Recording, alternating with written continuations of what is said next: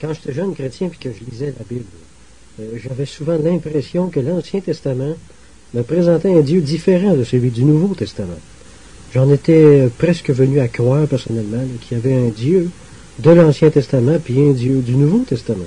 Si on veut être honnête, je pense que beaucoup de chrétiens aujourd'hui, encore, ont des questions qui leur languinent là en dedans à ce propos-là, beaucoup de choses qu'ils ne comprennent pas, mais qu'ils acceptent simplement par la foi à défaut d'autres choses.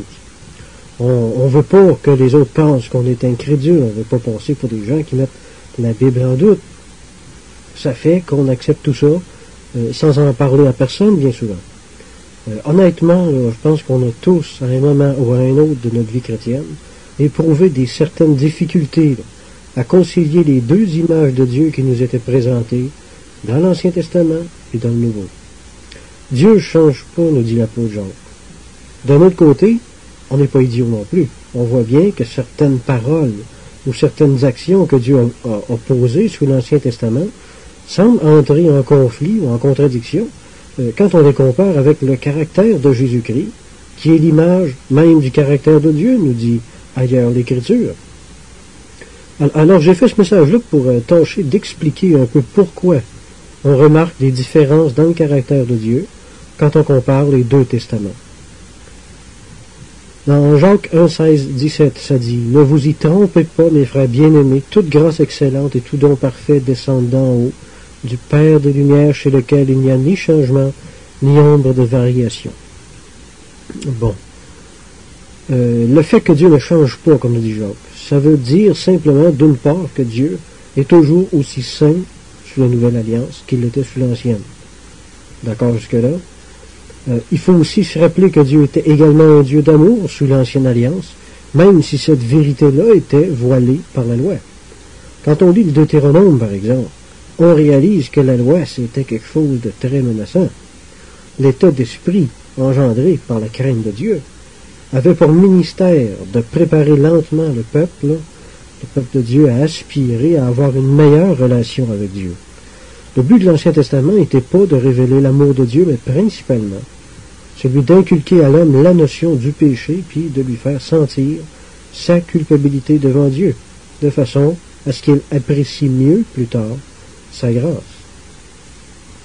L'amour puis la grâce de Dieu étaient gardés pour être pleinement révélés plus tard sous le Nouveau Testament. Il est bien important que le nouveau croyant soit bien prudent quand il lit l'Ancien Testament, parce qu'il peut sortir de là avec une fausse conception de Dieu, qu'il risque de traîner avec lui toute sa vie, puis va lui faire du mal. Je le sais par expérience qu'en servant Dieu selon la théologie de l'Ancien Testament, le croyant va se jeter lui-même dans bien des tourments, qu'il peut le faire. Puis croyez-moi, j'en sais quelque chose. Je vais vous dire pourquoi tantôt. Dieu n'a pas vraiment changé sous le Nouveau Testament. C'est la théologie qui a changé. Comprenez-vous la différence? Puis elle a tellement changé, la théologie, que Dieu a dû révéler tout un nouveau corps de doctrine à des prophètes comme Paul, puis aux autres apôtres, pour nous démêler tout ça. Qu'est-ce qu'on garde, qu'est-ce qu'on garde pas? Qu'est-ce qui est plus bon, qu'est-ce qui est encore bon, etc., etc. Quand l'apôtre Jacques nous dit que Dieu n'a pas changé, ça ne veut pas dire que l'image que l'Ancien Testament nous donnait de Dieu est encore bonne aujourd'hui, mais il faut comprendre le contraire, je pense, c'est-à-dire que le Dieu de grâce, d'amour et de miséricorde qui nous est présenté aujourd'hui dans le Nouveau Testament a toujours été le même depuis l'Ancien Testament. Comprenez-vous? Même si ce n'était pas évident à cette époque-là. Alors, le Nouveau Testament restera toujours la partie la plus importante de la Bible pour le croyant. Le Nouveau Testament a plus d'autorité que l'Ancien Testament parce qu'il nous donne la pleine révélation du plan et du caractère de Dieu. C'est principalement par le Nouveau Testament que le croyant doit vivre. On n'est pas des judaïsants chrétiens. On n'est pas des gens qui suivent la loi et qui sont chrétiens en même temps. Là.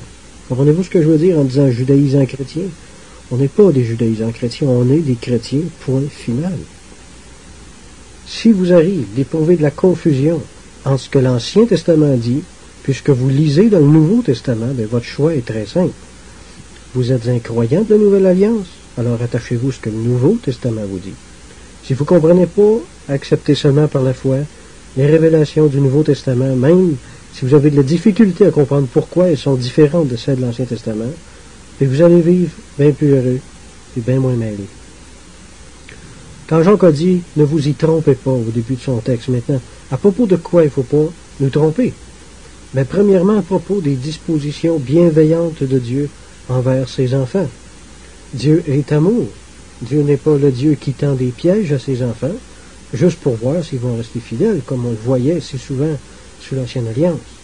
Dieu agit plus comme ça. Pourquoi? Bien parce qu'en Jésus-Christ, c'est plus nécessaire. En lui, on est passé de la mort à la vie. Alors on n'a plus besoin de craindre ce genre de mise à l'épreuve-là. Si vous mélangez la théologie de l'Ancien et celle du Nouveau Testament, vous allez être tout mêlé tantôt. Il y a des centaines de chrétiens qui sont présentement mêlés, puis ils en sont même pas conscients en plus. Par exemple, dépendant jusqu'à quel point vous êtes enlisé là, dans l'Ancien Testament, à chaque fois qu'il va y avoir quelque chose qui va aller mal dans votre vie, vous allez peut-être commencer à croire que vous êtes frappé ou puni par Dieu pour des péchés quelconques, comme on le voyait sous l'Ancien Testament. Moi, j'ai rencontré un chrétien comme ça. Il avait pourtant au moins 20 ans dans le Seigneur. Un jour, il descendait l'escalier extérieur d'un 2e étage. Je pense qu'il livrait du lait. C'est un livreur de lait. Bon, il s'est enfargé, là, puis il est tombé en bas des marches. Il s'était fait très mal. Je pense qu'il m'a dit que c'était fait les 2 côtes, si ma mémoire est exacte, ou quelque chose comme ça. En me racontant cette histoire-là, il me dit que c'est Dieu qui l'avait puni pour un péché qu'il avait dans sa vie. Moi, je peux juste pas accepter ça aussi. Si on vivait sous l'Ancien Testament, là, je l'accepterais. Mais quand je lis le Nouveau Testament, je ne peux plus croire une chose pareille. Si vous croyez que le Dieu que vous servez est un Dieu qui pousse les gens en bas des escaliers, qui leur brise les côtes pour les punir de leur faiblesse, c'est votre affaire. Hein? Mais vous ne me ferez pas manger cette salade-là à moi, par exemple. J'ai beaucoup souffert de ce genre de confusion-là quand j'étais plus jeune dans le Seigneur. Je me souviens, quand j'avais à peu près 2 ans dans la foi, le pasteur de l'Église prêchait très souvent sur la dîme. Non, je m'excuse, il ne prêchait pas sur la dîme. Il prêchait sur l'obligation absolue de lui payer sa dîme. Il servait beaucoup de versets de l'Ancien Testament. Forcément, parce qu'il n'y en a pas vraiment dans le Nouveau. Il n'y avait pas le choix tellement. Il nous disait que si on ne payait pas notre dîme, on volait Dieu, puis qu'on allait devoir lui rendre des comptes pour ça un jour. Alors, quand des gens qui ne donnaient pas leur dîme, pour une raison ou pour une autre, sortaient de là, de ces réunions-là, ils avaient l'impression qu'ils avaient perdu l'amour et la faveur de Dieu. On nous disait que Dieu était là, dans notre vie, là, caché dans un coin quelque part, là, puis attendait le bon moment pour nous frapper à cause de notre infidélité. Ça, c'était la belle atmosphère dans laquelle on vivait. Dans cette église-là, il y en a 2 ou 3 qui ont fait une dépression à cause de ce pasteur-là, puis il y en a au moins 15 ou 20 personnes qui sont parties de là parce qu'ils n'en pouvaient plus. C'est ce qu'on récolte souvent quand on essaie de faire vivre les gens sous l'Ancien Testament. J'espère que ce ne sera jamais votre expérience. Parce que c'est pas drôle. Une autre fois, il y a à peu près 5 ans de ça. Moi, j'étais de ceux qui croyaient que tous les chrétiens devaient craindre les châtiments de Dieu pour chaque péché. Exactement comme l'enseignait l'Ancien Testament. La crainte de Dieu, hein, qu'on entend ça souvent, mais c'est tellement mal interprété. Je savais que Dieu ne châtiait pas pour chaque péché, mais je croyais que c'était une possibilité qui était toujours là, suspendue au-dessus de ma tête. À cette époque-là, j'étais en santé spirituellement comme je ne l'avais jamais été depuis longtemps. J'avais bien des petites choses à me reprocher, comme tous les chrétiens, là, mais rien de grave au point d'avoir peur d'être frappé par Dieu, absolument pas. Un soir, je venais juste de finir de passer à peu près 1h30 dans la prière. J'avais eu un bon temps avec Dieu, en plus. Là, je monte au 2e étage pour regarder la TV, puis au moment où je m'y attendais le moins, là que je fais une crise d'asthme. Je n'avais jamais fait ça de ma vie, puis laissez-moi vous dire que j'ai complètement paniqué. À peu près 2 heures plus tard, le pire était passé. Mes poumons, quand même, sont restés engorgés là, de sécrétions comme si j'avais une bronchite pendant à peu près 1 mois ou 2. Si c'est pas 3. Laissez-moi vous dire que pendant tout ce temps-là, j'ai vécu un véritable cauchemar. Un temps de grande crise spirituellement parlant. À cause de certains versets de l'Ancien Testament, justement, j'étais sûr que c'était Dieu qui me châtiait, là, à cause de quelque chose. J'ai passé des mois à me torturer moi-même, puis à me repentir d'absolument tout ce que je pouvais imaginer, puis que je pensais être la cause de mon châtiment. Et le problème, c'est qu'après avoir fait le tour de tous mes péchés imaginables, que j'aurais pu faire sans savoir, ma guérison venait toujours pas. Alors, je comprenais plus rien, j'étais tout mêlé. Ça fait que j'ai été consulter des médecins, puis ils m'ont tous dit la même chose. Ils m'ont dit que j'avais une faiblesse naturelle au poumon, parce que ma mère en avait une, puis que mon père en avait une, puis que plusieurs de mes tantes en avaient une, puis que c'était quelque chose d'héréditaire dans la famille. Bon, ils m'ont dit de faire attention quand j'avais une grippe, puis de faire soigner ça le plus vite possible, si je voulais pas que ça se reproduise, puis que ça s'aggrave. Bon, c'est là que j'ai commencé à remettre en question ma théologie, à propos des châtiments de Dieu, puis de la crainte de Dieu. Le message que je fais là est le produit de mes réflexions personnelles à partir de ce moment-là. J'espère que ça va en aider une couple de vous autres qui êtes peut-être en train de marcher présentement dans la même condamnation stupide qui m'a fait tant souffrir moi-même. Aujourd'hui, depuis le temps, ça fait 2 ou 3 bronchites asthmatiques que je fais, mais je fais plus de névrose de culpabilité comme j'en faisais avant, par exemple. Il n'y a plus personne qui va me remettre ça sur le dos, je vous le garantis. Je sais maintenant, à cause de la révélation de Dieu que Jésus-Christ nous a apporté, que je sers un Dieu bon, un Père qui m'aime, et qui ne vache pas sur nous autres à tout moment sans nous avertir comme ça, et qui pousse les gens des escaliers. Hein? Maintenant, c'est pour ça que je dis d'être extrêmement prudent, parce qu'on ne doit pas nourrir l'Église du Nouveau Testament avec la théologie de l'Ancien Testament, parce qu'on va toujours amener un paquet de problèmes. En Hébreux 9.10 nous dit que l'instauration de la Nouvelle Alliance a été appelée avec raison une époque de réformation. Maintenant, qu'est-ce qui a été réformé? Dieu? Ben, on sait bien que non. Mais il s'agit plus précisément d'une réformation théologique, comme je l'ai dit tantôt. Dieu ne se présente plus de la même façon au monde. L'Évangile a remplacé la loi. Et Dieu n'a plus la même relation avec son peuple non plus. On n'est plus des simples serviteurs de Dieu, mais on a acquis le statut de fils maintenant, oublions pas ça. Ce qui a changé beaucoup de choses entre nous et Dieu. Maintenant, cette réformation des choses là dont parle l'Épître aux Hébreux était prévue par Dieu de toute éternité. Par exemple, à l'exemple du temple de Salomon, que Salomon a construit, je ne sais pas si vous avez déjà remarqué, la disposition des chérubins n'était déjà plus la même que celle qu'ils occupaient à l'intérieur du tabernacle que Moïse a construit. C'était pourtant quelque chose que l'homme ne pouvait pas changer à sa guise. Là. On se souvient que Dieu avait dit à Moïse de construire le tabernacle exactement comme il lui avait été montré. Puis là qu'à peu près 1000 ans plus tard, Salomon s'amène avec quelque chose de différent. Il change quelque chose dans le temps. Dans le tabernacle de Moïse, les chérubins étaient face à face, les ailes bien serrées au-dessus de l'arche. On a ça en Exode 25, 18, 20. Dans le temple de Salomon, maintenant, les chérubins étaient côte à côte, avec les ailes déployées. On a ça en 2 Chroniques 3, 10 et 13. Moi, je crois pas du tout que Salomon ait mal agi. Là. Je pense qu'il s'agissait d'une nouvelle révélation, simplement. À mon avis, ça indiquait que le plan de Dieu suivait une progression, puis un développement. Je pense, personnellement, que les ailes serrées des premiers chérubins figuraient une certaine rigidité de la loi. Tandis que les ailes déployées des seconds chérubins, qui étaient dans le temple de Salomon, figuraient que le peuple devait maintenant essayer de comprendre l'esprit de la loi. Leur faire comprendre que tout n'était pas coulé dans le ciment, comme beaucoup de Juifs le croyaient. Beaucoup de Juifs, d'enseignants de la loi, étaient très rigides à propos de l'Ancien Testament.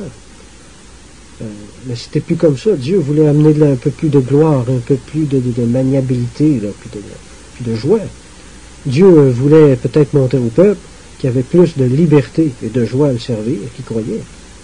C'est peut-être pour ça que Jésus a dit plus tard aux Juifs, si vous ne croyez pas quand je vous ai parlé des choses terrestres, comment croirez-vous quand je vous parlerai des choses célestes? En d'autres mots, si vous ne comprenez pas l'esprit de la loi, comment allez-vous comprendre l'esprit du christianisme tantôt? Mais disons gloire à Dieu parce que Jésus est vraiment venu changer la théologie. Ça a toujours été dans le plan de Dieu de le faire aussi. Je pense que c'est nous autres qui a eu un blocage ou un mauvais enseignement quelque part. L'Ancien Testament disait « Les insensés ne subsistent pas devant tes yeux. Tu es tous ceux qui commettent l'iniquité. » Psaume 5, 6. Wow! Le Nouveau Testament dit « Cet homme accueille des gens de mauvaise vie et il mange avec eux. Luc 15:2. Maintenant, il est impossible de lire ces deux textes-là, là, un après l'autre, sans éprouver une espèce de sentiment de contradiction, ce qui est parfaitement normal à mon sens. Pourquoi? Parce que nous autres, on essaie toujours d'équilibrer l'Ancien Testament avec le Nouveau. Ce que Dieu nous a jamais demandé de faire, dans le fond. Avez-vous déjà réfléchi à ça? C'est-tu écrit quelque part qu'il faut équilibrer les deux testaments? Non, c'est pas écrit nulle part. Les témoins de Jéhovah croient qu'on doit donner autant de crédit doctrinal à l'Ancien Testament qu'au Nouveau. C'est de là d'ailleurs que sortent beaucoup de leur mauvaise doctrine. Moi, je répète encore qu'on doit s'en tenir principalement au Nouveau Testament. En 1 Corinthiens 2:1-2, Paul dit, pour moi, frère, lorsque je suis allé vous annoncer le témoignage de Dieu, je n'ai pas eu la pensée de savoir parmi vous autre chose que Jésus-Christ et Jésus-Christ crucifié. Autrement dit, pas d'Ancien Testament. Au lieu de commencer à leur enseigner l'Ancien Testament puis de leur expliquer ensuite ce qui est encore en vigueur puis qu'est-ce qui n'était plus, Paul a usé de sa cervelle un peu puis a commencé tout de suite par le Nouveau Testament. C'était des Grecs à Corinthe, de toute façon. L'Ancien Testament, qu'est-ce qu'ils en avaient à foutre, hein? Nous autres, aujourd'hui, on pense qu'on doit mélanger l'Ancien Testament avec le Nouveau puis faire une espèce de soupe avec ça, là. Une soupe nouvelle, hein?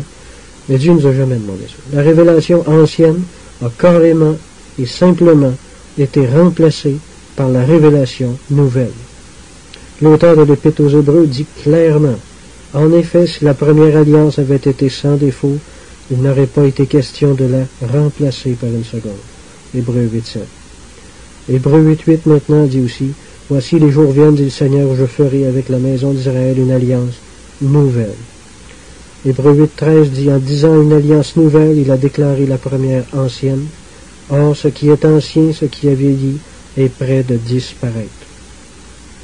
J'espère que c'est bien clair, qu'on n'ira pas dire Jocelyn Girard enseigne quelque chose d'hérétique, quelque chose de nouveau, parce que c'est loin d'être nouveau. C'est peut-être nouveau pour ceux qui ne savaient pas, mais c'était pas nouveau pour ceux qui ont écrit le Nouveau Testament. C'est moi qui vous le dis. Remarquez bien ça. Tous les faux prophètes utilisent toujours, principalement, l'Ancien Testament pour enseigner leur fausse doctrine. Pourquoi?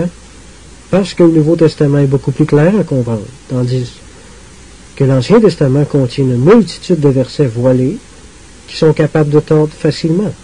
Moi, personnellement, j'en ai connu deux faux prophètes, des vrais de vrais. Là. Il y en avait un qui se prenait pour Élie, et l'autre se prenait pour le Christ. Belle équipe. Celui qui se prenait pour le Christ avait été chercher des versets dans le livre d'Ésaïe, je me souviens. Puis selon lui, là, qui prophétisait que le Christ reviendrait dans la chair, puis pour rien que ça, dans la province de Québec en plus. Et pour lui, là, le verset était clair. Je le sais, c'est complètement ridicule, mais n'empêche qu'il a réussi à faire au moins une vingtaine de disciples avec ça. Le type est mort il y a plusieurs années maintenant. Tout ça pour dire que celui qui se cramponne après l'Ancien Testament le fait souvent parce qu'il ne veut pas entendre ce que le Nouveau a à dire, puis qu'il va à l'encontre de ce qu'il veut croire. On comprend mieux les paroles de l'apôtre Jean, en 1 Jean 2:8, qui dit « Car les ténèbres, l'ignorance si vous préférez, se dissipent, et la lumière véritable paraît déjà. » En fait, l'apôtre nous parle ici de tous les changements théologiques survenus depuis la venue de Jésus-Christ. Les ténèbres dont parle Jean ici font référence aux ténèbres doctrinales, aux ténèbres, le manque de connaissance, plus précisément, à l'insuffisance de lumière qu'on avait sous l'Ancien Testament à propos de Dieu, ou plutôt de celle qu'on n'avait pas. Hein. Les révélations apportées par la nouvelle alliance étaient de loin supérieures à celles de l'ancienne, au moins autant que la lumière est supérieure aux ténèbres, pour employer l'exemple de Jean. Cette comparaison-là entre la lumière et les ténèbres indique des changements très importants. Un des changements majeurs, c'est d'ailleurs le suivant, qui se trouve en 1 Jean 5. La nouvelle que vous avez apprise de lui et que nous vous annonçons, c'est que Dieu est lumière et qu'il n'y a point en lui de ténèbres. Bon, sauf exception, comme on l'a vu dans le Jean 2:8, là, habituellement dans les Écritures, les ténèbres représentent le mal, dans ses formes les plus diverses. Le fait que Dieu possède pas de mal en lui n'est vraiment pas une nouvelle révélation en soi. L'Ancien Testament était très clair au sujet de la sainteté de Dieu. Alors Jean faisait forcément référence à quelque chose d'autre, là. Sous l'Ancienne Alliance, l'Écriture semblait enseigner que Dieu était l'auteur des ténèbres et de l'adversité. Par exemple, en Ésaïe 45:7, ça dit « Je forme la lumière et je crée les ténèbres. Je donne la prospérité et je crée l'adversité. Moi, l'Éternel, je fais toutes ces choses. » Et ce serait vraiment une grave erreur de s'appuyer sur ce verset-là aujourd'hui. C'est pas du tout ce que Jésus a enseigné à propos de Dieu. Jésus a enseigné à maintes reprises que Dieu n'était pas vraiment l'auteur du mal. En Jean 9, 1-3, ça dit, Jésus vit en passant un homme aveugle de naissance. Ses disciples lui posèrent cette question. Rabbi, les disciples qui étaient remplis de la théologie de l'Ancien Testament, lui posèrent cette question. Rabbi, qui a péché? Cet homme ou ses parents pour qu'il soit né aveugle? Parce que c'est ça que l'Ancien Testament enseignait. Jésus répondit, ce n'est pas que lui ou ses parents aient péché, c'est afin que les œuvres de Dieu soient manifestées en lui. La réponse de Jésus était quelque chose de vraiment nouveau, et qui allait directement à l'encontre de la théologie de l'Ancien Testament, qui disait clairement que c'était Dieu qui rendait aveugle à cause du péché. En Exode, Dieu dit, « Qui a fait la bouche de l'homme? Et qui rend muet ou sourd, voyant ou aveugle? Ce n'est pas moi, l'Éternel? N'est-ce pas moi? » En Deutéronome 28:61, il dit clairement que toute maladie était une malédiction de Dieu à cause du péché. Mais tout au long de son ministère, Jésus s'est toujours efforcé d'enlever de l'esprit des gens que les maladies étaient des châtiments de Dieu, mais que tout ça, ça venait au contraire du diable en réalité. Jésus n'a jamais souscrit à ce concept que toutes les maladies étaient des châtiments de Dieu pour punir l'homme de ses péchés.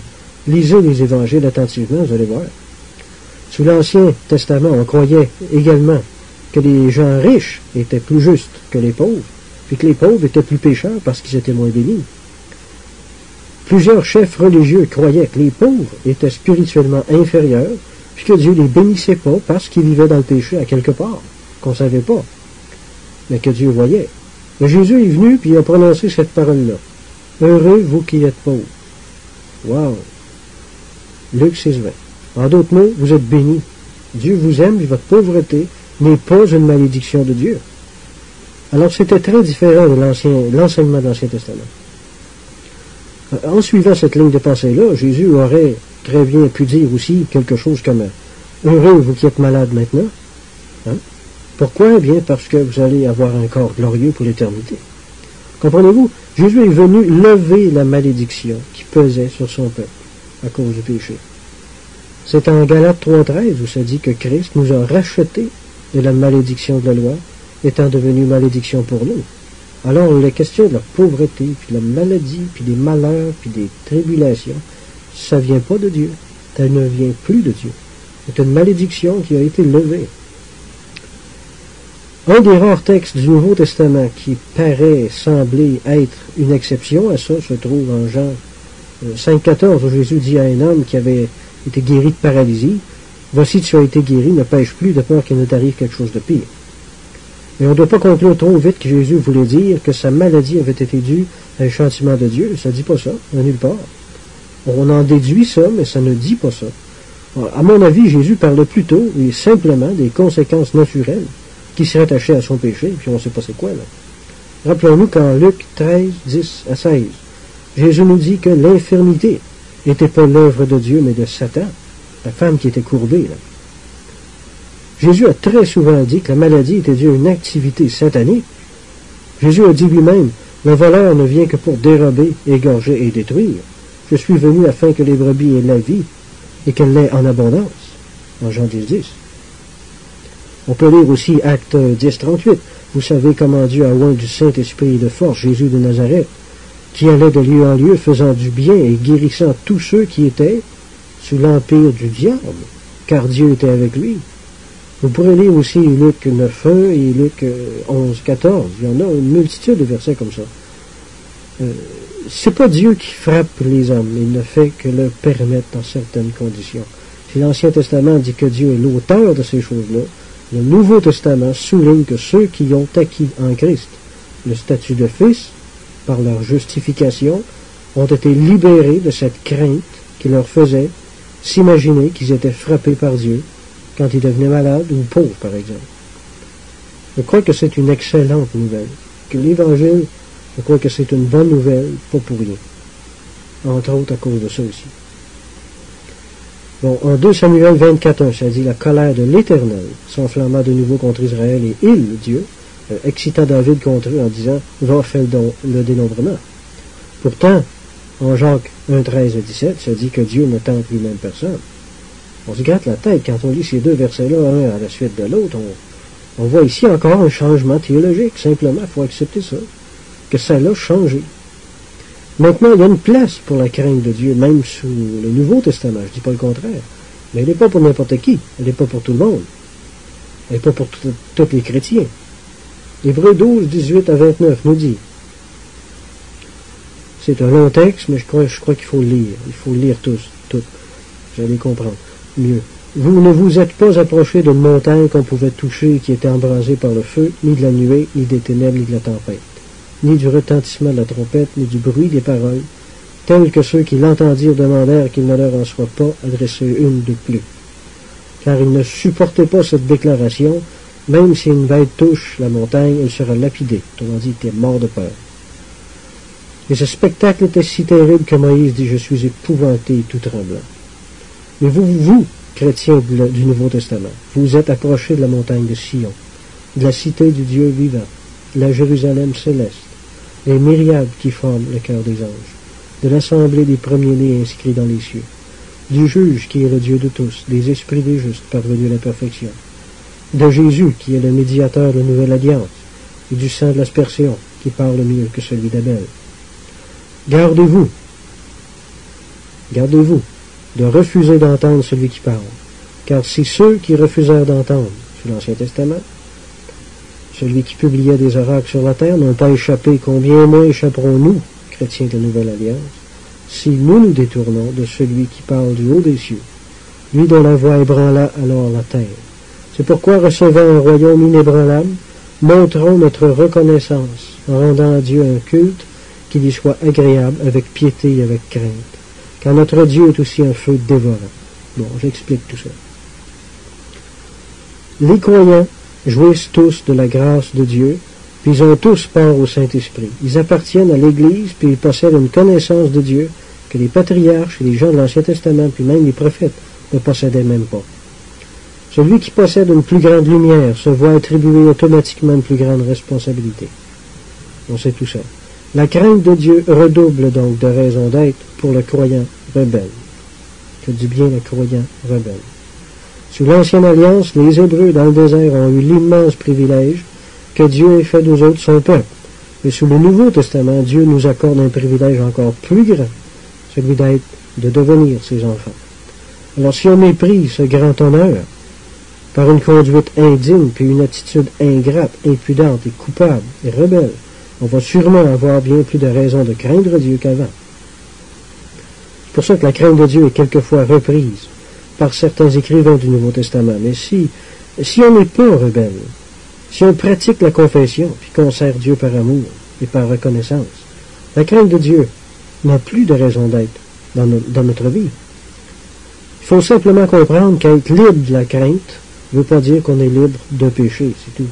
Si on abandonne la crainte dans le but de mieux marcher selon la chair, on fait que se condamner soi-même, puis se rendre encore plus éligible à la crainte et au châtiment de Dieu. Même le Nouveau Testament fait de très sérieuses menaces à ceux qui pêchent impudemment. En Hébreux 10, 26, 29, j'ai hésité là parce qu'il m'est venu une pensée que j'aimerais ajouter. Comment un chrétien peut-il en venir à pécher impudemment comme ça? Le texte ne le dit pas. Ce cheminement peut être très long, il peut durer des années. Mais un chrétien peut déchoir, son cœur peut changer. La Bible est très claire. Faites une étude vous-même là-dessus. À travers la Bible, vous allez voir que le cœur d'un chrétien véritable peut changer, se dégénérer. Maintenant, on lit Hébreux 10, 26, 29. Car si nous, chrétiens, péchons volontairement, après avoir reçu la connaissance de la vérité, il ne reste plus de sacrifice pour les péchés, mais une attente terrible du jugement et l'ardeur d'un feu qui dévorera, les rebelles. Celui qui a violé la loi de Moïse meurt sans miséricorde sur la déposition de 2 ou de 3 témoins. De quel pire châtiment pensez-vous que sera jugé digne celui qui aura foulé aux pieds le Fils de Dieu, qui aura tenu pour profane le sang de l'alliance par lequel elle a été sanctifiée, et qui aura, par-dessus tout ça et malgré tout ça, outragé l'esprit de la grâce par ses péchés rebelles, volontaires et impudents. Alors on voit ici, clairement encore, quel genre de personne l'auteur de l'Épître aux Hébreux exhorte à la crainte. Quand le Nouveau Testament parle de la crainte de Dieu, c'est pour avertir ceux, ou prévenir, ceux qui sont rétrogradés de cœur, puis qui sont arrivés à mépriser la grâce de Dieu. Je répète encore que la crainte de Dieu ne s'adresse pas aux chrétiens qui aiment Dieu, puis qui fait de son mieux pour suivre Jésus-Christ, malgré des faiblesses. Dieu peut châtier seulement les croyants qui exploitent la grâce de Dieu en péchant avec effronterie et impudence, et avec non-repentance, un cœur non repentant. On en voit un exemple encore en 1 Corinthiens 11, 29-32, où certains croyants prenaient la Sainte Seine d'une façon tout à fait irrespectueuse, en mangeant puis en s'enivrant comme des païens durant la réunion. Mais le chrétien du Nouveau Testament qui a accepté le Christ par amour n'a plus à craindre les châtiments de Dieu quand il pêche. Ce qu'il a à craindre en réalité, c'est la dégénérescence de son propre cœur. Il a à craindre que son cœur s'endurcisse au péché puis qu'il en vienne à ressembler aux Israélites rebelles et méchants. Arrivé à ce point-là, là, il peut avoir à craindre les châtiments de Dieu. C'est comme les Corinthiens de tantôt qui s'empiffraient puis qui se saoulaient pendant qu'ils prenaient la Sainte Seine. Ils étaient rétrogradés, puis ils s'étaient endurcis jusqu'à perdre complètement le respect des choses saintes. C'est pour ça que Dieu les a châtiés comme il le faisait sous la loi. Dieu ne peut que châtier que les endurcis devenus orgueilleux et rebelles. Retenez juste ça de mon message, puis vous allez avoir le principal. Enseigner que des chrétiens normaux doivent craindre les châtiments de Dieu quand ils tombent dans un péché, ça va seulement miner leur relation avec Dieu. Ça va les écraser, les culpabiliser à l'excès, ça va les faire marcher sous le joug de la loi, puis les rendre leur vie chrétienne absolument misérable. Alors prenons bien garde, si on est pasteur ou enseignant, quelque chose d'autre, quand on enseigne la crainte de Dieu, parce que ça ne s'applique pas à n'importe qui. La loi est bonne, nous dit Paul, mais il faut en faire un usage légitime. Sachant que la loi est faite pour les méchants, pour les rebelles, etc., etc. L'amour de Dieu pour lui, et pour le chrétien, est naturellement inspiré à son cœur par le Saint-Esprit qui vient l'habiter, qui est venu l'habiter. Chez le nouveau converti, l'amour de Dieu est généralement naturel, mais avec les années, il peut arriver qu'il s'installe un refroidissement dans son cœur à l'égard de son amour pour Dieu. Si son cœur dégénère, abandonne l'amour de Dieu, puis qu'il s'endurcisse dans la désobéissance, il retombe alors sous la juridiction de la crainte de Dieu. Là, ça va être le temps que quelqu'un aille voir ce type-là, puis lui parler de la crainte sanctifiante de Dieu, puis d'un possible et éventuel courroux de Dieu. J'espère que je suis bien clair. La crainte de Dieu n'est pas pour tous les croyants, mais uniquement pour ceux qui ont commencé à commettre le péché avec une très mauvaise attitude, puis qui s'en repentent pas, qui ont décidé volontairement d'y persévérer. Puis même si on en est rendu là, il faut se rappeler que les châtiments de Dieu sont tout aussi motivés par son amour que son pardon. Dieu ne châtie pas pour nous faire mourir, mais au contraire pour nous faire revivre, si c'est possible. Les péchés commis avec impudence, avec effronterie, les péchés non confessés, non repentis, peuvent donner accès, dans certains cas, à la maladie et même la mort. En voici un exemple dans 1 Corinthiens 5.5. Ça nous parle d'un chrétien qui était descendu tellement bas, qui était à côté avec la femme de son propre père. Il allait aux réunions de l'église quand même, puis il se repentait même pas de ça. Tout était normal pour lui. Paul dit à l'église qu'un tel homme soit livré à Satan pour la destruction de sa chair, afin que l'esprit soit sauvé au jour du Seigneur. Pour Dieu, la sainteté du croyant est même plus importante que sa santé. Les châtiments de Dieu sont évidemment pas toujours aussi sévères. C'est pas toujours la mort qui nous suspend au-dessus de la tête. Il s'agit ici d'un cas pas mal extrême. Là. On a une idée quand même. Toute discipline du Seigneur est faite aux croyants non repentants. C'est en Matthieu 18, 15 à 17, quand Jésus a parlé de la mise en discipline de quelqu'un dans l'Église, il a fait ça très clair. Si ton frère a péché, va et reprends-le. S'il ne t'écoute pas, on voit la rébellion. Prends avec toi une ou deux personnes.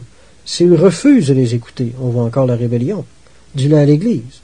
S'il refuse aussi d'écouter l'Église, encore la rébellion, de l'endurcissement. Qu'il soit pour toi comme un païen et un publicain. On discipline, c'est tout. Alors on a ici la description d'un cœur endurci et rebelle. J'espère que c'est clair. En 1 Corinthiens 10, 12, Paul dit ainsi donc que celui qui croit être debout prenne garde de tomber. Il ne s'agit pas de tomber dans le péché, mais de tomber mort. Le contexte est clair là-dessus. Paul rappelle la crainte de Dieu à ceux qui en étaient venus à abuser de la grâce. Regardez bien le contexte, puis Paul ne parle pas aux chrétiens ordinaires, mais à des chrétiens qui avaient une conduite volontairement rétrograde et indigne. Les Corinthiens agissaient de façon grossière dans l'Église. Il redit la même chose aux croyants d'Éphèse en Éphésiens 5, 6, que personne ne vous séduise par de vains discours, car c'est à cause de ces choses que la colère de Dieu vient sur qui? Sur les fils de la rébellion. Dieu excuse les péchés commis par faiblesse, mais pas les péchés commis volontairement, par impudence, insolence, effronterie, arrogance, audace, orgueil, irrespect. Comprenez-vous? Demandez-moi pas d'autres synonymes, moi j'ai épuisé mon dictionnaire complètement. Bon, Psaume 31, 24 nous dit que l'Éternel punit sévèrement les orgueilleux, c'est-à-dire les non-repentants, ceux qui en sont venus à rire de leurs péchés. Alors on voit que la crainte de Dieu est encore recommandée sous la Nouvelle Alliance à certains endroits, mais elle est destinée à tempérer ceux qui ont tendance à pécher avec des dispositions vraiment coupables, de plus en plus coupables. Pour le chrétien ordinaire, Dieu ne le traite pas selon ses péchés, il ne le punit pas selon ses iniquités. Psaume 103, 10. Le chrétien qui aime Dieu et qui n'est pas endurci de cœur n'a pas à craindre les châtiments de Dieu, même s'il lui arrivait souvent de tomber dans le même péché. C'est ça la vérité. Il y a une importante différence entre celui qui pêche souvent parce qu'il a une faiblesse, et celui qui pêche beaucoup parce qu'il est rétrograde de négligence, et qui ne se répand même plus quand il pêche. Dieu n'est pas idiot, puis il est parfaitement capable de faire la différence, vous inquiétez pas de ça. La relation que Dieu avait avec l'homme a changé de l'Ancien Testament au Nouveau Testament. Dieu a été un peu comme un homme là qui aurait capturé un cheval sauvage par la force, puis qu'il l'avait apprivoisé jusqu'à ce que l'animal se mette à l'aimer, puis à le servir volontairement. Ce qui faisait obéir les gens sous l'Ancienne Alliance, c'était la crainte du bâton. C'est aussi simple que ça. Sous la Nouvelle Alliance, ce qui fait obéir le chrétien, c'est la grâce et l'amour. La Nouvelle Alliance rend l'homme esclave de l'amour de Dieu, prisonnier de la grâce et serviteur par reconnaissance. Le croyant obéit maintenant de plein gré et de bon cœur. Il n'a plus à craindre le bâton. Il n'obéit plus par la crainte du bâton. Il ne doit plus être comme ça. Des fois, en tant que pasteur, on peut tellement vouloir que l'Église soit sainte, ou que l'Église avance plus vite qu'elle avance, qu'on peut se mettre à enseigner la crainte de Dieu d'une façon exagérée, puis faire beaucoup de mal, beaucoup plus de mal que de bien, cette Église-là. Faire revenir les chrétiens du Nouveau Testament à la crainte de l'Ancien Testament, c'est pas les faire avancer, mes amis, c'est les faire reculer. À force de leur parler de la crainte, les gens vont peut-être avoir l'air plus sains dans leur conduite, mais vous allez leur enlever la joie de servir Dieu, de bon cœur, par exemple. Pensez-y. La crainte de Dieu n'a pas pour rôle de motiver les croyants à marcher pour Dieu, mais pour motiver les rebelles à cesser d'être rebelles. Comprenez-vous la différence? La crainte ne doit jamais être une motivation pour le croyant. La crainte est seulement faite pour briser la rébellion du rebelle. Pour les croyants qui aiment Dieu, la crainte de Dieu est une contrainte absolument inutile et même nuisible à son développement spirituel. La crainte de Dieu est là pour nous dire de garder notre cœur pur, puis droit devant Dieu. Si le croyant se met à séduire lui-même, puis à justifier le péché dans sa vie, là il va devoir commencer à craindre Dieu. Mais tant que tu aimes Dieu, tant que tu n'as pas commencé à pécher par arrogance et rébellion, tu n'as pas d'affaire à craindre Dieu. La crainte de Dieu est pour le rebelle, je le répète pour la 100e fois. Je sais que ça fait une couple de fois que je le répète, mais je veux vraiment que cette vérité-là soit imprimée, là, pour toujours dans votre esprit. La motivation par excellence de servir Dieu, c'est l'amour qu'on a pour lui, puis le désir volontaire de lui être agréable, d'être saint. C'est l'amour qu'un enfant a envers son père qui va faire que cet enfant-là va avoir le désir de lui ressembler, d'aimer ce qu'il aime, puis de détester ce que son père déteste. L'amour de Dieu est donc la seule base réelle d'une bonne relation et d'un bon service pour Dieu. Pourquoi, sous l'Ancien Testament, la crainte de Dieu était à l'avant-plan, puis qu'elle est à l'arrière-plan sous le Nouveau Testament. Bien parce que le but de Dieu n'est pas de nous faire obéir, mais de nous amener à choisir de lui obéir. Celui qui n'a pas compris ça ne comprend simplement pas encore le christianisme. Si le Nouveau Testament reprend la crainte de Dieu à certains endroits, c'est pour prévenir le croyant qu'il est toujours susceptible de se mettre à se laisser aller dans le relâchement, l'endurcissement et la rébellion. Donc à se remettre sous la loi, puis à être traité comme tel par Dieu. C'est Jerry Bridges qui a écrit « La crainte des conséquences peut nous garder de commettre des actions extérieures comme le meurtre ou l'adultère, mais seulement l'amour nous gardera de commettre le meurtre ou l'adultère dans nos cœurs. » Fin de citation. Amen à ça. La crainte de Dieu peut contribuer à l'abandon du péché, mais l'enlèvera malheureusement pas dans le cœur. La sanctification ne devrait pas être quelque chose que le croyant exécute avec le proverbial revolver appuyé sur la tempe. C'est pourtant ce que la crainte de Dieu enseignait aux gens sous l'Ancien Testament. Mais en Jean 14,15, Jésus a dit « Si vous m'aimez, gardez mes commandements. » La sanctification est une question d'amour pour Dieu maintenant. Le croyant doit d'abord s'abstenir du péché, premièrement parce qu'il ne veut pas blesser le cœur de Dieu. C'est ça qui devrait être notre motivation. Alors l'abandon de la crainte sous l'ancienne alliance, sous la nouvelle alliance, n'est pas supposé conduire les croyants au relâchement spirituellement du tout, comme le croit les légalistes, mais au contraire, ça conduit le croyant dans une sainteté et puis une justice toujours plus authentique, au contraire. Sous l'ancienne alliance, que les gens aient péché avec des dispositions plus coupables que d'autres n'avait aucune importance. Il n'y avait pas d'exception. Si quelqu'un péchait, il tombait sous la malédiction de la loi, puis il courait le risque de tomber sous la colère de Dieu. Je répète Galates 3,13. Christ nous a racheté de la malédiction de la loi. Le sentiment d'obligation de servir Dieu et de se sanctifier par crainte fait partie de la malédiction de la loi. J'espère qu'on réalise bien ça. Lisez Deutéronome 28 au complet. Vous allez voir, la malédiction de la loi est clairement stipulée. En lisant ce chapitre-là, vous allez réaliser que la sanctification était à 80% au moins, motivée par la crainte de subir des représailles de la part de Dieu si on ne faisait pas ce qui était écrit là. Mais heureusement que ça ne marche plus comme ça. Maintenant qu'on a été dégagé de la malédiction de la loi, dit l'Écriture, l'idée que nos maladies, par exemple, soient des punitions de Dieu, ou nos accidents, ou nos malheurs, des punitions de Dieu pour nos péchés, est tout à fait révolue, sachant que la malédiction de la loi décrite en Deutéronome 28 inclut très clairement la maladie, puis que Christ est devenu malédiction pour nous, ça veut dire que le croyant qui aime Dieu n'a plus à craindre ce genre de conséquences-là. C'est pas une bonne nouvelle, ça?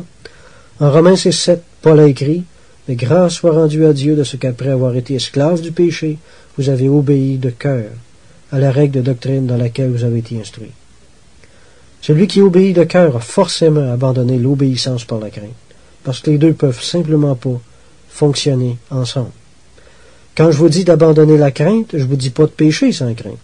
C'est pour vous amener au contraire à avoir une motivation de vous sanctifier qui est de loin supérieure. Le Nouveau Testament jette beaucoup de lumière sur cette nouvelle motivation. Le croyant ne s'abstient pas du péché parce qu'il le faut ou parce qu'il n'a pas le droit de pécher, mais parce qu'il veut plaire à Dieu et lui ressembler. Comprenez-vous? Mieux vaut la crainte que le péché, évidemment, mais mieux vaut l'amour que la crainte. C'est une motivation qui est selon le cœur de Dieu. La crainte est pour les esclaves, l'amour pour les fils. Moi, dans mes efforts pour enseigner le sens des responsabilités à ma petite fille une fois, quand elle avait 3 ans, j'avais coutume de lui faire éteindre le poste de télévision quand elle ne voulait plus le regarder, quand elle avait terminé. D'habitude, quand je lui demandais d'aller éteindre la TV, ça se passait très bien, mais un jour, elle a décidé de ne pas obéir. C'est comme ça arrive dans les meilleures familles. Hein? Après lui avoir demandé d'aller éteindre la TV, elle me regarde dans les yeux, elle durcit sa petite figure, puis elle ne bougeait pas. Là, je réalisais, bon, on a un problème. Je lui ai dit, Sarah, va éteindre le poste de TV ou papa va être obligé de te donner une tape. Elle ne bougeait pas. Sa petite face restait endurcie. Mais là, au lieu de la punir, j'ai eu l'idée de recourir à une autre méthode. Là, j'ai pris ma belle petite voix douce, puis je lui ai dit, Sarah, si tu vas éteindre la TV, papa va être fier de toi, puis il va te donner un beau bec. Elle a levé sa tête, puis elle m'a regardé avec ses petits yeux qui voulaient dire, bon, voilà quelque chose de motivant. Puis elle est montée en haut tout de suite, puis elle a éteint la TV. Sans regimber. Je vous dis pas que c'est une recette magique, parce que honnêtement, ça n'a pas marché à tous les coups, cette affaire-là. Mais en réfléchissant à ce qui venait d'arriver ce jour-là, je me suis dit, tiens, voilà exactement la différence entre l'Ancien et le Nouveau Testament. Sous l'Ancienne Alliance, les hommes obéissaient par la crainte de la punition. Mais les croyants de la Nouvelle Alliance obéissent de cœur, nous dit Romains 6,7, parce qu'ils aiment Dieu. 1 Jean 4,17 dit, tel il est, tel nous sommes aussi dans ce monde. C'est en cela que l'amour est parfait en nous. On voit partout dans la Bible, surtout dans l'Ancien Testament, que la crainte de Dieu était destinée à produire l'obéissance. Mais si le croyant en arrive un jour à obéir pleinement au Seigneur, uniquement sur la base de l'amour et du désir de ressembler à Dieu, comme le dit notre texte, la crainte perd automatiquement sa raison d'être. Je ne sais pas comment on l'aime, la sainteté, mais je peux vous dire que Dieu l'aime, lui. Puis si on ne partage pas cette même affection-là, on devrait certainement se poser des questions sur notre état spirituel. On doit aimer la sainteté autant que Dieu. Si on aime Dieu, on va aimer la sainteté aussi. Celui qui dit aimer Dieu puis qui n'aime pas la sainteté intérieure, puis l'obéissance volontaire, est un rétrograde, ou simplement un inconverti. C'est aussi simple que ça, c'est un ou c'est l'autre. Soyons le plus sensibles possible à l'action de la grâce de Dieu en nous. Reconnaissons la gentille main de la grâce sur notre cou, puis qui nous invite à la docilité. La définition du mot docilité, c'est disposition à céder, à obéir. Comportement soumis, tendance à obéir. Point. La douce voix de la colombe nous appelle à faire courber notre volonté devant celle de Dieu, puis de le faire volontairement. Le rôle de la grâce est de nous aider à vivre une vie d'obéissance de plus en plus volontaire. Seule notre douceur puis notre soumission volontaire devant les paroles de Jésus est la marque d'une authentique spiritualité. L'apôtre Jean a écrit, si quelqu'un aime le monde, l'amour du Père n'est pas en lui. Jean 2,15. Si quelqu'un aime le monde, l'amour du Père n'est pas en lui. Si Jean avait vécu sous l'Ancien Testament, puis il avait été prophète, il aurait dit quelque chose comme celui qui aime le monde n'a pas la crainte de Dieu. Et on voit que l'emphase est mise ici sur l'amour de Dieu maintenant. Puis on retrouve ça à la grandeur du Nouveau Testament. C'est en Luc 1, 74-75, avant même la naissance du Christ. Zacharie a prophétisé quelque chose de bien intéressant à propos de la Nouvelle Alliance, que Jésus allait inaugurer, puis de ses changements.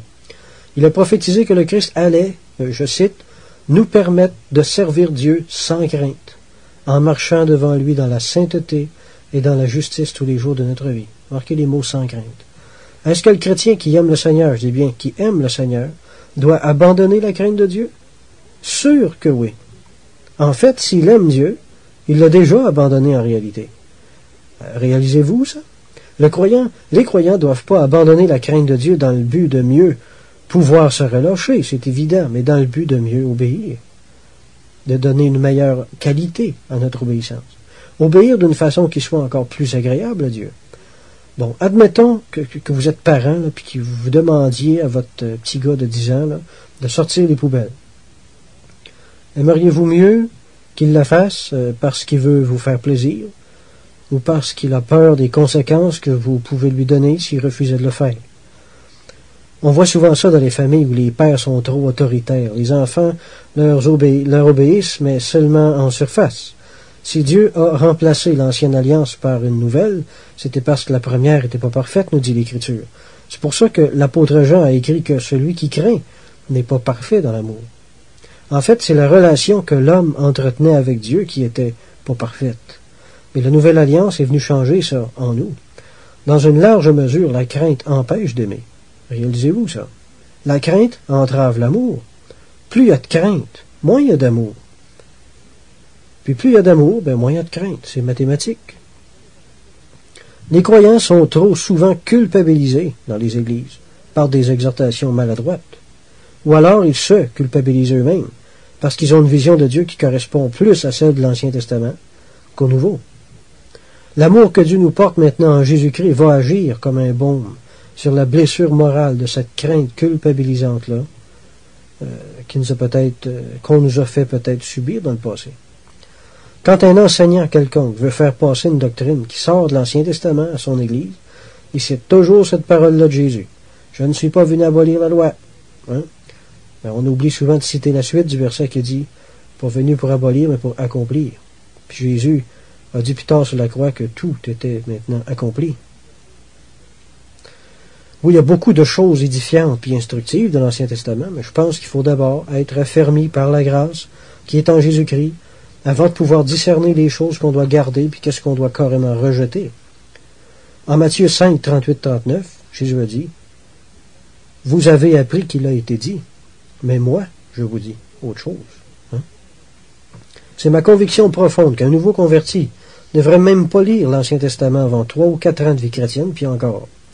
Il y a une multitude de voix qui nous entourent aujourd'hui, soit par la radio, la télévision, les messages sur cassette, les livres de toutes sortes, les sermons. Il est si facile d'être induit en erreur à ce propos-là. On comprend mieux pourquoi l'apôtre Jacques a dit, mes frères, qu'il n'y ait pas parmi vous un grand nombre de personnes qui se mettent à enseigner. Beaucoup de sectes religieuses utilisent l'Ancien Testament de la même façon que le Nouveau. Ils vous mélangent tout ça comme si c'était du pareil au même, puis ils arrivent avec toutes sortes de doctrines bizarres. Mais savez tirer des doctrines de l'Ancien Testament, c'est toujours très dangereux, vous savez. Le type vous sort un verset de l'Ancien Testament pour appuyer ce qu'il dit, alors vous vous dites, ouais, c'est dans la Bible, alors ça doit être vrai. Hein? Je m'excuse, mais prouver une doctrine avec des versets de l'Ancien Testament, c'est pas la prouver du tout. C'est même la rendre suspecte. On peut prendre des versets de l'Ancien Testament pour appuyer ce qu'on enseigne seulement, si ce qu'on enseigne est déjà appuyé par des textes clairs tirés du Nouveau Testament. Comprenez-vous? Pour finir, eh bien, soyons reconnaissants de l'amour de Dieu. Sachons apprécier la nouvelle alliance et ses privilèges. Rassurons nos cœurs devant Dieu. Laissons pas nos sentiments d'indignité de nous-mêmes nous priver de la grâce de Dieu. Laissez pas personne non plus vous écraser avec l'Ancien Testament. Puis des obligations. Là. Puis une fausse crainte. Je termine avec Romains 8,15 qui nous dit « Vous n'avez pas reçu un esprit de servitude pour être encore dans la crainte, mais vous avez reçu un esprit d'adoption par lequel nous crions « Abba Père ». Amen.